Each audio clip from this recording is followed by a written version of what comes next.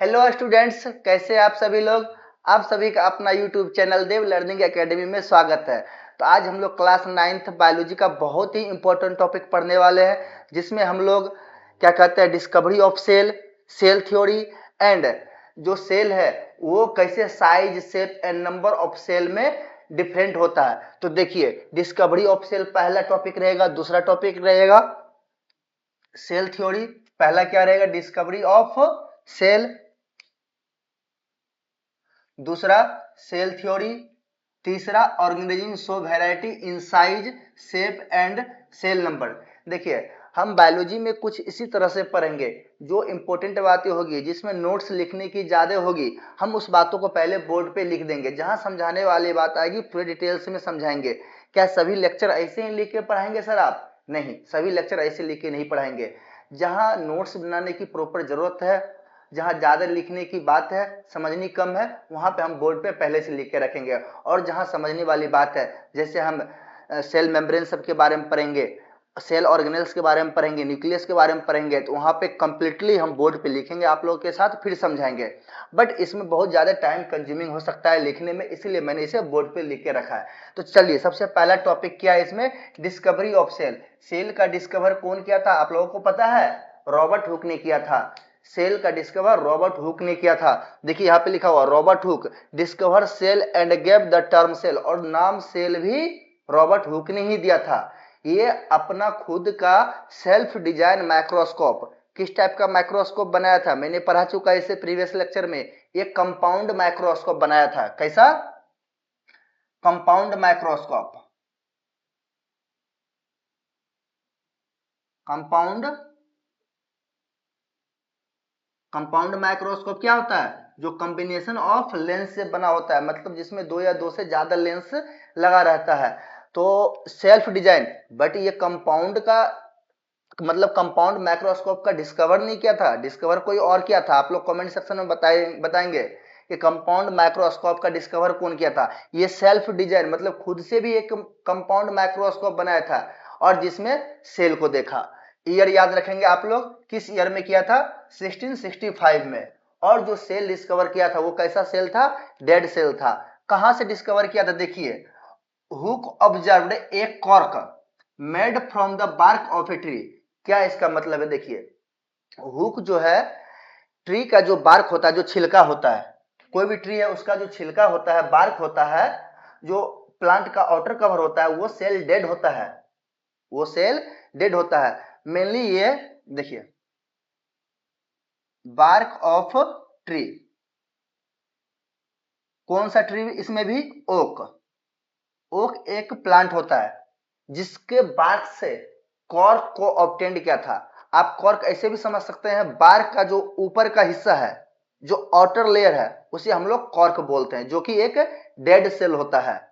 Badminton में जो cork लगा हुआ रहता है, इसी वही कॉर्क ये भी है। तो डिस्कवरी ऑफ सेल का क्रेडिट किसे जाता है? रॉबर्ट हुक को जाता है। कब डिस्कवर किया था? 1665 में, सेल्फ डिजाइन माइक्रोस्कोप के द्वारा। दूसरा देखिए, scientist Antonie van Leeuwenhoek. Hooke ने तो डेड सेल का डिस्कवर किया था, बट एंटोनी वैन ल्यूवेनहॉक ये लिविंग सेल का डिस्कवर किया था। डिस्कवर्ड लिविंग सेल, ईयर भी आप लोग याद रखेंगे, 1665। देखिए, फर्स्ट टाइम जो है लिविंग सेल का डिस्कवर कौन किया था? Antonie van Leeuwenhoek. कहां से किया था? वाटर में। वाटर में हम लोग को पता है कि बैक्टीरिया वगैरह सब पाया जाता है। टीथ गम में जो मसूरा होता है, उसमें भी कुछ बैक्टीरिया रहता है, जिसके दांत में कीड़ा लग जाती है, तो वहां भी ऑब्जर्व किया था। स्पर्म सेल को ऑब्जर्व किया था। ये पूछिए कहां कहां ये नहीं किया था? हर जगह अपना माइक्रोस्कोप लेके ये चला जाता था। ये भी एक माइक्रोस्कोप का डिस्कवर किया था। बताए कौन सा माइक्रोस्कोप का डिस्कवर किया था ल्यूवेनहॉक? कमेंट सेक्शन में आप लोग बताएंगे। तो ये खुद अपना माइक्रोस्कोप लेके कहीं कहीं पहुंच जाता है। क्यूरियोसिटी तो होती है ना, जब फर्स्ट टाइम ये देखा होगा सेल को माइक्रोस्कोप के अंदर, तो कुछ उसमें एक्टिविटी होगा, इसे देखने में मजा आया होगा, तो फिर हर जगह लेकर अपना माइक्रोस्कोप पहुंच जाता था सेल को देखने के लिए। तो लिविंग सेल का डिस्कवर कौन किया था? ल्यूवेनहॉक। आप लोग याद रखेंगे। एंड थर्ड साइंटिस्ट है रॉबर्ट ब्राउन। न्यूक्लियस का डिस्कवर किया था। कितना में? 1831 में। न्यूक्लियस क्या होती है? जो किसी भी सेल का सेंटर पार्ट होता है। मान चलिए ये सेल है, उसका जो सेंटर पार्ट है उसे हम लोग क्या बोलते हैं, न्यूक्लियस बोलते हैं, जिसमें क्या होता है, क्रोमोसोम्स होता है। क्रोमोसोम्स के अंदर क्या होता है, डीएनए होता है, जो पूरे सेल को रेगुलेट करता है। इसको डिटेल्स में पढ़ना है। कोई ये सेल है और इसका क्या है, न्यूक्लियस है, न्यूक्लियस है। तो सेल का सेंटर पार्ट जो होता है उसे क्या बोलते हैं, न्यूक्लियस बोलते हैं। इसका डिस्कवर कौन किया था, रॉबर्ट ब्राउन किया था। कब, 1831 में। इसमें भी आप लोग एक इंपॉर्टेंट क्वेश्चन का आंसर देंगे कमेंट सेक्शन में। ये जो डिस्कवरी ऑफ न्यूक्लियस हुआ था, जो किया गया था रॉबर्ट ब्राउन के द्वारा, किस माइक्रोस्कोप के डिस्कवर के बाद ये पॉसिबल हो सका। न्यूक्लियस देखिए, सेल तो फिर भी साइज में बड़ा है, उसके सेंटर में एक छोटा सा पॉइंट है, उसको देखना तो और भी मुश्किल काम है। उसके लिए highly power, highly magnified microscope की जरूरत है। तो वो माइक्रोस्कोप का क्या नाम था, वो किस टाइप का माइक्रोस्कोप था, उसके बारे में आप लोग बताएंगे। तो Robert Brown discovered nucleus in a cell in 1831 में। फोर्थ में पुरकुंजे, पुरकुंजे नाम का एक साइंटिस्ट था जो कि प्रोटोप्लाज्म का डिस्कवर किया था। कब, 1839 में। अब प्रोटोप्लाज्म क्या होती है, देखिए हम समझा रहे हैं यहाँ पे। ये सेल है, सेल वाल और सेल मेम्ब्रेन के बारे में आप लोग को थोड़ा मोड़ा आइडिया है। प्लांट सेल में सेल वाल पाया जाता है और सेल मेम्ब्रेन भी, बट एनिमल सेल में सिर्फ प्लाज्मा मेम्ब्रेन या सेल मेम्ब्रेन पाया जाता है, उसमें सेल वाल नहीं पाया जाता है। मान लीजिए कोई एनिमल सेल ही है, उसके बाहर जो आउटर लेयर है वो सेल वाल होगा, क्या होगा, सेल वाल, और उसके अंदर जो एक लेयर होगा वो क्या होगा, सेल मेम्ब्रेन।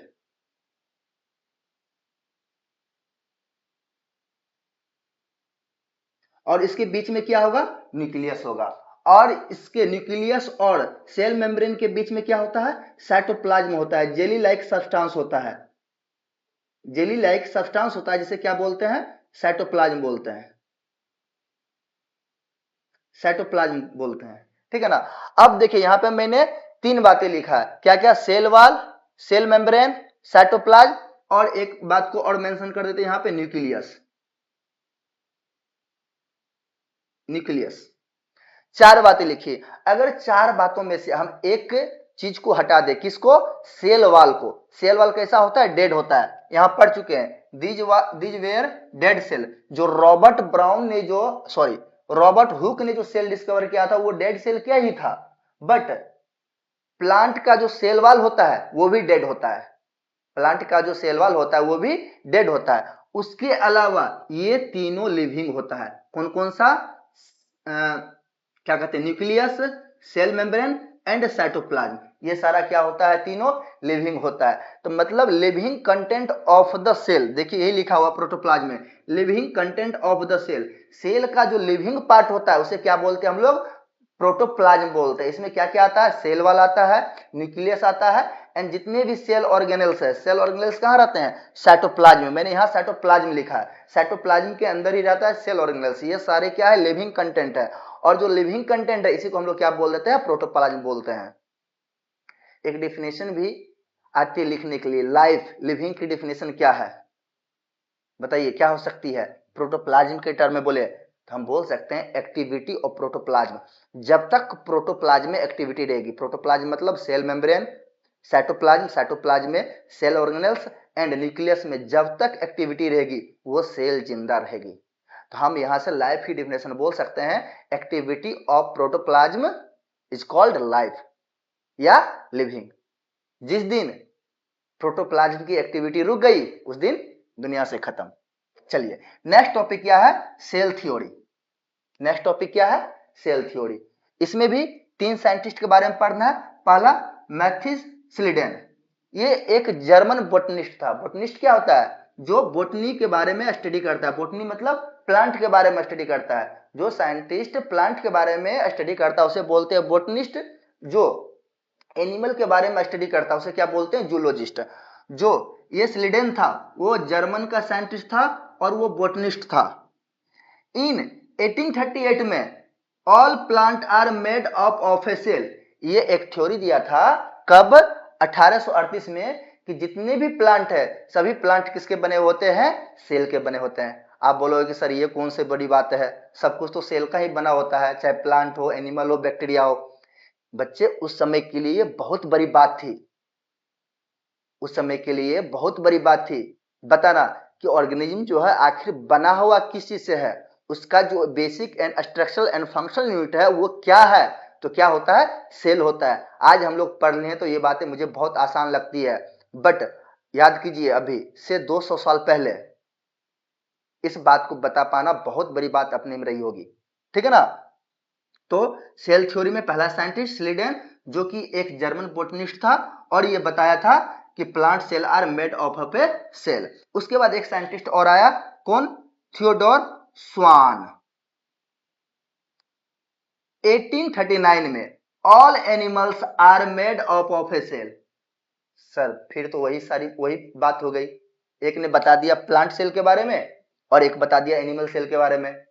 इसने बताया कौन, स्लीडेन ने, कि all plant are made of a cell, और स्वान ने बताया all animals are made of a cell. इसमें तो मुझे कोई बहुत बड़ी बात नहीं लग रही है, फिर वही बात, फर्स्ट टाइम बताना अपने आप में ये बड़ी बात थी। अब यहां बच्चों को कंफ्यूजन होती है, सर सर कौन एनिमल सेल का खोज किया था, कौन प्लांट सेल का खोज किया था, काफी कंफ्यूज कर जाते हैं स्लीडेन एंड स्वान में। मैं आप लोगों को एक ट्रिक बता रहा हूं। स्वान क्या होती है पता है आप लोग को, स्वान एक बर्ड होती है, स्वान एक बर्ड होती है। बर्ड एक एनिमल है, उसका स्टडी कहां करते हैं, जूलॉजी में करते हैं, उसका स्टडी हम लोग जूलॉजी में करते हैं। तो जो स्वान था वो एक जूलॉजिस्ट था। तो इस ट्रिक से हम लोग याद रख सकते हैं कि एनिमल सेल का डिस्कवर कौन किया था, स्वान किया था। उसके बाद एक और आए महाराज साहब रोडोल्फ विर्च्यू, ये तो एक अलग ही थ्योरी लेकर आए। देखिए ये क्या बोला कि ऑल एनिमल एंड प्लांट, मतलब जितनी भी लिविंग ऑर्गेनिज्म है, are made up of a cell, मतलब प्लांट हो या एनिमल हो, सारे सेल से मिलकर बना हुआ, मतलब दोनों की कई कंबाइन बातों को ये बोल दिया। और दूसरा बात है क्या बोला, देखिए यहां पे कुछ लिखा हुआ है,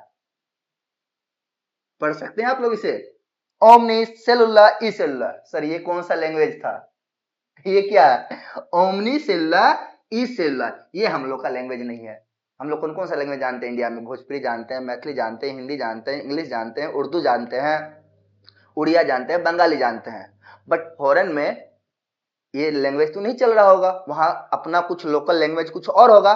तो वहां का लोकल लैंग्वेज क्या है, ओमनीज सेलुला ई सेलुला। चलिए इसका इंग्लिश में मतलब समझाते हैं क्या होता है।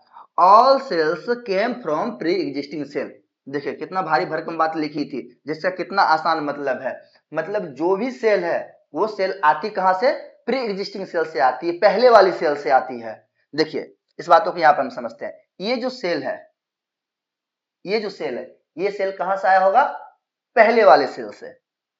मतलब ये सेल डिवाइड क्या होगा, यहाँ पे एक सेल है, ये सेल डिवाइड करके दो सेल बनाया होगा, एक ये सेल, एक यहाँ पे कोई एक सेल और।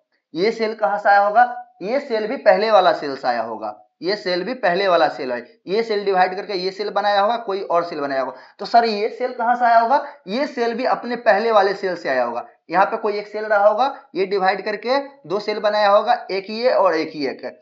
यही बात को स्लीडन ने बोला, सॉरी रोडोल्फ विर्च्यू ने बोला, all cells came from pre existing cells. मतलब सारे सेल जो है वो पहले वाले सेल से आया होगा। तो फिर आप लोग के मन में एक क्वेश्चन और आएगा कि जो सर पहला सेल है वो कहां से आया होगा। फर्स्ट लेक्चर में मैंने बता दिया था, ये बना अपने आप बना। कहां बना था, स्मॉल वाटर्स पूल में। बहुत सारे साइंटिस्ट का पहले मानना था कि ओशियन में लाइफ की ओरिजिन हुई, बट नहीं, अब कुछ न्यू रिसर्च के अकॉर्डिंग ये साइंटिस्ट को मिला कि लाइफ की ओरिजिन जो है, जो फर्स्ट सेल बना होगा वो स्मॉल वाटर पूल्स में बना होगा। तो फिर इवोल्यूशन हुआ, फिर सेल में काफी ज्यादा चेंजिंग हुई, फिर डिफरेंट टाइप के ऑर्गेनिज्म बने अर्थ पे। उसमें जो सेल है वो डिवाइड करके न्यू सेल बनाता गया, डिवाइड करके न्यू सेल बनाता गया। तो यही बात को रोडोल्फ विर्च्यू बोला, all cells came from pre existing cell. तो जो विर्च्यू है ये मेन दो बात बताया था कि plant and animals are made of a cell, plant cell से और एनिमल सेल से। और दूसरी बात है क्या बताया था, ओमनी सेलुला ई सेलुला, जिसका क्या मतलब होता है, all cells came from pre existing cells, मतलब सभी सेल जो है पहले वाले सेल से आया हुआ है। तो दो बातें बोला था कौन, रोडोल्फ विर्चू। तो सेल थ्योरी में मेनली हम इसको कंसीडर करते हैं, इसको कंसीडर करते हैं। अगर सेल थ्योरी तुमसे पूछा जाए कि कौन दिया था, आप बोलेंगे रोडोल्फ विर्चू, रोडोल्फ विर्चू। और ये इनकी बातें क्या थी, पहली बातें ये थी कि ऑल सेल चाहे प्लांट सेल हो या animal cell, are made up of a cell, plant cell से और एनिमल सेल से। और दूसरी बात क्या थी, all cells came from pre existing cell. चलिए तब तक इसे आप लोग नोट करेंगे। आप लोग जब पढ़ाई करते हैं तो एक अपना प्रॉपर नोट्स बनाए जरूर, अपना बनाया हुआ नोट्स ही सबसे अच्छा नोट्स होता है। फिर हम आगे की देखते हैं, क्या है third topic, organism show variety in size shape and cell number, देखते हैं। चलिए नेक्स्ट टॉपिक क्या है, organism show variety in size shape and cell number. तो सबसे पहले हम लोग देखेंगे शेप के बारे में। हमारे बॉडी के अंदर डिफरेंट शेप के सेल पाए जाते हैं। ऑल लिविंग ऑर्गेनिज्म के अंदर तो डिफरेंट शेप के सेल तो पाए जाते हैं। इवन हमारे बॉडी के किसी एक लिविंग ऑर्गेनिज्म के अंदर भी जो सेल है, हमारे बॉडी के अंदर कौन कौन सा सेल है बताएं, मसल सेल्स है, स्पर्म है, न्यूरॉन्स है, फैट सेल है, डिफरेंट टाइप्स ऑफ सेल है, आरबीसी है। सभी का शेप जो है सेम नहीं होता है, अलग होता है। फिर आप लोग बोलोगे सर सभी का शेप अलग क्यों होता है, क्योंकि उसे एक स्पेसिफिक फंक्शन करना रहता है। फंक्शन के अकॉर्डिंग ही सेल का शेप होता है और साइज होता है। ये बात को आप लोग हायर क्लास में बहुत अच्छे से पढ़ेंगे, बट अभी आप लोग इतना याद रखेंगे, जो सेल का साइज एंड शेप होता है उसके फंक्शन के अकॉर्डिंग होता है। तो चलिए देखते हैं शेप के बारे में और सेल के बारे में। तो पहला एग्जांपल क्या है, मसल सेल्स। मसल्स में पाया जाता है, कैसा शेप का होता है ये, स्पिंडल शेप का होता है। स्पिंडल शेप कैसा होता है सर थोड़ा बताइए। देखिए इसका शेप ऐसा होता है, इस तरह से स्पिंडल की तरह, साथ में इस तरह से भी लिख दे सकते हैं और साथ बीच में एक न्यूक्लियस बना देते हैं, इसे बोलते हैं स्पिंडल शेप। किसी मसल सेल्स का शेप कैसा होता है, स्पिंडल शेप होता है, आप लोग याद रखेंगे। सेकंड देखिए, many plant cell. Plant cell जो है मेनली उसका कैसा शेप होता है, रेक्टेंगुलर शेप होता है। मतलब किस तरह का फिगर बना के बता रहे हैं, ये रेक्टेंगल बना दिया, साथ में बीच में एक न्यूक्लियस डाल दिया। सभी सेल के अंदर आप लोग न्यूक्लियस डालेंगे सेंटर में, ठीक है। तो जो प्लांट सेल होता है, सभी तो नहीं लेकिन क्या लिखा हुआ, मेनी प्लांट सेल कैसा शेप का होता है, रेक्टेंगुलर शेप का होता है। फिर जाके आरबीसी, जो ब्लड में सेल पाया जाता है, आरबीसी जो हेमोग्लोबिन रखता है, याद कीजिए उसका कैसा शेप होता है, राउंड या कॉनकेव शेप होता है, राउंड शेप का, इस टाइप का होगा, ठीक है, या कॉनकेव शेप, थोड़ा सा अंदर में धसा हुआ रहेगा, इसे राउंड या कॉनकेव शेप का रहेगा। आरबीसी का ये शेप होता है। नेक्स्ट क्या है, स्पर्म सेल। इलोंगेटेड होता है, देखिए इस तरह से स्पर्म सेल का हम बना रहे हैं फिगर।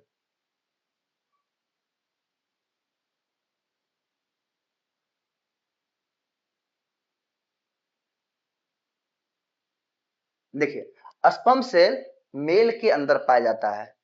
मेल के अंदर सबसे छोटा जो, या हम बोले ह्यूमन बीइंग के अंदर जो सबसे छोटा सेल पाया जाता है, कौन सा सेल होता है, स्पर्म सेल होता है, जो कि रिप्रोडक्शन में काम आता है। स्पर्म एंड ओवम, लास्ट में इधर क्या जो है फिर ओवम। स्पर्म और ओवम मिलके ही कोई लिविंग ऑर्गेनिज्म को बनाता है ह्यूमन बीइंग में, ठीक है।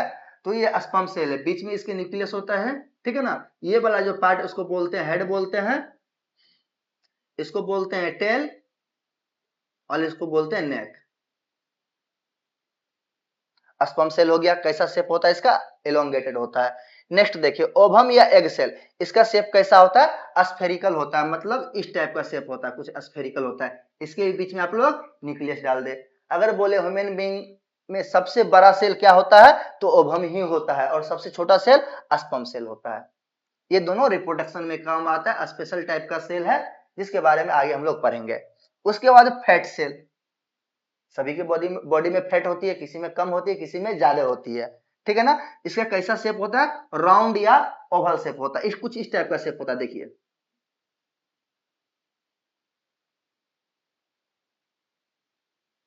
कुछ इस टाइप का इसका शेप होता है, राउंड या ओवल शेप का होता है फैट सेल। उसके बाद न्यूरॉन या नर्व सेल, न्यूरॉन या नर्व सेल ये की होती है, क्या होती है, structural unit of nervous system. Nervous system क्या होती है, ब्रेन एंड स्पाइनल कॉर्ड, नाम सुने हैं ब्रेन, कभी सुने हैं,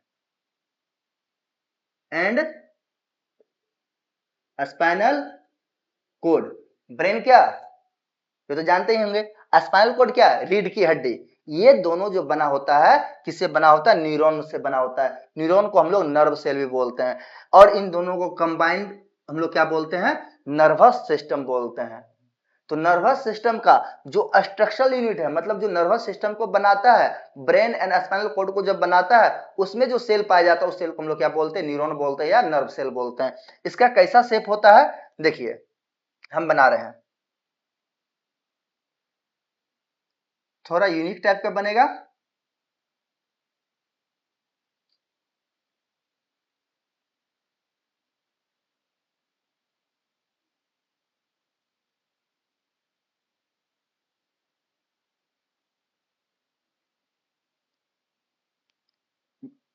सेंटर में न्यूक्लियस, ये न्यूरॉन है हमारे बॉडी का। इसके बॉडी पार्ट पे हम लोग नहीं जाएंगे, लेवल करने पे नहीं जाएंगे किसको क्या क्या बोलते हैं। तो ये होती है न्यूरॉन। न्यूरॉन हमारे बॉडी की सबसे लंबी सेल होती है। इसकी लंबाई पता है आप लोग को, अप टू 2 मीटर तक हो सकती है। हाँ 2 मीटर, 2 मीटर तो ह्यूमन का हाइट भी नहीं होता है। तो फिर बॉडी के अंदर आता कैसे, ये हाईली क्वाइल्ड, क्वाइल्ड फॉर्म में। देखते हैं जैसे किसी बहुत बड़े धागे को हम एक रील के अंदर लपेट के रख देते हैं, क्वाइल करके रख देते हैं, तो बहुत लंबा धागा बहुत छोटे सी जगह पे आ जाता है। उसी तरह जो ये न्यूरॉन होता है हमारे ब्रेन एंड स्पाइनल कॉर्ड में, ये क्या होता है, हाईली क्वाइल्ड स्ट्रक्चर होता है। ठीक है ना। इसकी लंबाई कितनी हो सकती है, अप टू 2 मीटर तक होती है। ऐसा कहा जाता है एक ह्यूमन बॉडी के अंदर इतना न्यूरॉन पाया जाता है, जब सभी न्यूरॉन करके एक एक करके इस तरह से जोड़ेंगे तो पृथ्वी से चंद्रमा की दूरी को 2 बार माप सकते हैं। है ना यूनिक चीज है। तो यहाँ पे न्यूरॉन कैसा शेप है इसका बताइए, इलोंगेटेड बोल सकते हैं, लंबा है, इलोंगेटेड शेप हो गया। उसके बाद नेक्स्ट टॉपिक क्या है, साइज। सभी सेल का सेम साइज भी नहीं होता है, अलग अलग साइज होता है, इसमें ज्यादा कुछ पढ़ना नहीं है। सबसे पहले पढ़ते हैं लार्जेस्ट लिविंग सेल, ऑस्ट्रिच। शुतुरमुर्ग का नाम सुने हैं, उसका जो अंडा होता है ऑस्ट्रिच एग, सबसे लंबा सेल होता है, मतलब सबसे बड़ा सेल होता है। कितना उसका होता है, डायमीटर 15 से 18 सेंटीमीटर हो सकता है। काफी बड़ा साइज हो गया 15 से 18 सेंटीमीटर। सेल को तो हम आंखों से नहीं देख पाते हैं, ये सेंटीमीटर में है, तो काफी बड़ा साइज का हो गया। तो सबसे लार्जेस्ट सेल कौन सा है, ऑस्ट्रिचिक। सबसे लॉन्गेस्ट सेल न्यूरॉन। दोनों में कंफ्यूज नहीं करेंगे, ये लार्जेस्ट है, लार्जेस्ट मतलब उसके शेप एंड साइज सभी को मिला के बोला गया है, और लॉन्गेस्ट मतलब लंबा, न्यूरॉन। उसके बाद smallest living cell, mycoplasma. Mycoplasma, sir ये नाम पहली बार सुन रहे हैं, हाँ सुन रहे होंगे।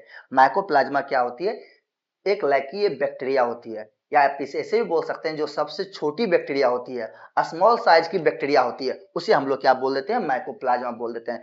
इसका पूरा नाम क्या है, पीपीएलओ।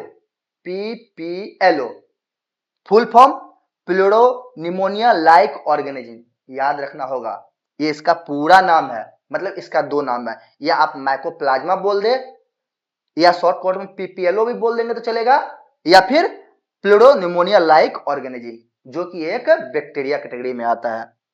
इसमें सेलवाल नहीं होता है, सेलवाल नहीं होता है, सेलवाल अब्सेंट होता है इसमें। उसके बाद साइज अबाउट कितना होता है, 0.1 टू 0.3 माइक्रोमीटर। माइक्रोमीटर में कितना होता है, 1 मीटर में कितना माइक्रोमीटर, 10⁻⁻⁶ माइक्रोमीटर। तो काफी छोटा साइज का होता है कौन, माइकोप्लाज्मा। अब देखिए यहाँ पे मैं बायोलॉजी में आप लोगों को एक और इंपॉर्टेंट बातें बता रहा हूँ। साइज के बाद क्या मैंने लगाया है, अबाउट। जब बायोलॉजी में हम कोई भी डाटा लिखेंगे, कोई भी डाटा लिखेंगे, तो हम एग्जैक्ट डाटा मुझे नहीं पता होती है, इसके साइज में वेरिएशन भी हो सकती है, थोड़ा सा आगे पीछे भी हो सकता है। जब बोलते हैं हमारे बॉडी के अंदर इतना आरबीसी है, हमारे सेल के अंदर इतना, हमारे बॉडी के अंदर इतना सेल है, एग्जैक्ट डाटा कोई नहीं बता सकता है, इसीलिए कोई भी डाटा लिखने से पहले आप लोग अबाउट लगाएंगे। बायोलॉजी में जो डाटा आपको एग्जैक्ट नहीं पता हो उससे पहले अबाउट लगाएं आप लोग जरूर। तो ये हो गई साइज के बारे में। अब हम लोग देखेंगे variation in cell number. Unicellular organism और मल्टीसेलुलर ऑर्गेनिज्म का नाम सुने हैं, उसी के बारे में पढ़ेंगे, पहले आप लोग इसे नोट करें।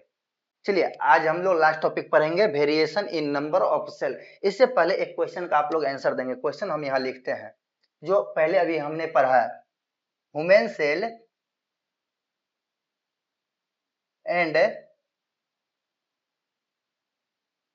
Bacteria cell are of same size, true या फॉल्स? ट्रू या फॉल्स में आप लोग आंसर देंगे। एक बैक्टीरिया का सेल का साइज और ह्यूमन सेल का साइज क्या सेम होता है, इसका आंसर देंगे। अब हम लोग देखते हैं ऑर्गेनिज्म टू टाइप का होता है, यूनिसेलुलर ऑर्गेनिज्म और मल्टीसेलुलर ऑर्गेनिज्म। नाम से ही पता चल रहा है यूनिसेलुलर, यूनि मतलब क्या होता है, एक। ऐसा ऑर्गेनिज्म जो सिर्फ एक सेल से बना हो उस ऑर्गेनिज्म को हम लोग बोलते हैं यूनिसेलुलर ऑर्गेनिज्म। सर ऐसा भी सेल होता है, सॉरी ऐसा भी ऑर्गेनिज्म होता है? हाँ बच्चे, बहुत सारे ऑर्गेनिज्म ऐसा होता है जो एक ही सेल का बना होता है और उसके पास कुछ नहीं होता है, जो भी होता है एक ही सेल उसके अंदर सारा फंक्शन करता है, all activity perform by a single cell. जैसे ब्रीदिंग, मूवमेंट, डाइजेशन, सारा एक ही सेल करता है। बहुत गरीब होता है वो ऑर्गेनिज्म जिसके पास एक ही सेल होता है। यूनि मतलब क्या होता है, वन, सिंगल। सिंगल आप जो है वो वाला सिंगल नहीं, ये अलग सिंगल है। सिंगल सेलुलर मतलब सेल ऑर्गेनिज्म जो एक सेल से बना हुआ ऑर्गेनिज्म है उसे बोलते हैं यूनिसेलुलर ऑर्गेनिज्म। यहाँ पे मल्टी सेलुलर, मल्टी मतलब क्या होता है, मेनी। जो मेनी सेल से, बहुत सारे सेल से मिलकर बना हुआ है ऑर्गेनिज्म उसे क्या बोलते हैं, मल्टी सेलुलर ऑर्गेनिज्म बोलते हैं। यहाँ पे देखिए लिखा हुआ organism are made up of only one cell, ये डिफिनेशन में लिखा हुआ है। यहाँ पे देखिए organism are made up of more than one cells, जो एक सेल से ज्यादा से बना ऑर्गेनिज्म उसे क्या बोलते हैं, मल्टी सेलुलर ऑर्गेनिज्म। यहाँ पे देखिए मैंने समझाया कि that single cells perform all life functions like breathing, digestion, movement ETC. और जो भी फंक्शन होगा इसमें एक ही सेल के थ्रू सब कुछ होगा। यहाँ पे देखिए different cells have different functions, different cells have different function.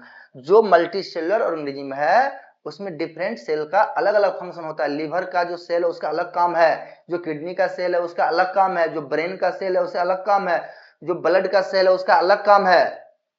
तो मतलब उसमें सभी सेल का अपना काम बटा हुआ है, उसे हम लोग क्या बोलते हैं, डिवीजन ऑफ लेबर। देखिए यहाँ पे लिखा हुआ है डिवीजन ऑफ लेबर। जो मल्टी सेलुलर ऑर्गेनिज्म होता है वहां पे सभी सेल का अपना अपना काम होता है, सब अपना काम बहुत ही ईमानदारी से करते हैं। आप भी अपना काम बहुत ही ईमानदारी से करें। आपका क्या काम है, आप स्टूडेंट है, आपका काम है पढ़ना, ईमानदारी से पढ़े। तो मल्टी सेलुलर ऑर्गेनिज्म में सभी सेल का अपना अपना काम बटा हुआ जिसे बोलते हैं डिवीजन ऑफ लेबर। उसके बाद एग्जाम्पल में plant and animal cells, human being, ये सारे क्या है, मल्टी सेलुलर ऑर्गेनिज्म के एग्जाम्पल है। तो आज यहाँ तक रखते हैं। Thank you. अगर आप लोग को इसमें कोई भी डाउट हो, कोई भी क्वेश्चन पूछना हो तो आप लोग कमेंट सेक्शन में जरूर क्वेश्चन पूछे। और चैनल को अगर सब्सक्राइब नहीं किया अभी तक तो सब्सक्राइब करें, लाइक करें, कमेंट करें और अच्छा लगे तो अपने दोस्तों के साथ शेयर भी करें। Thank you.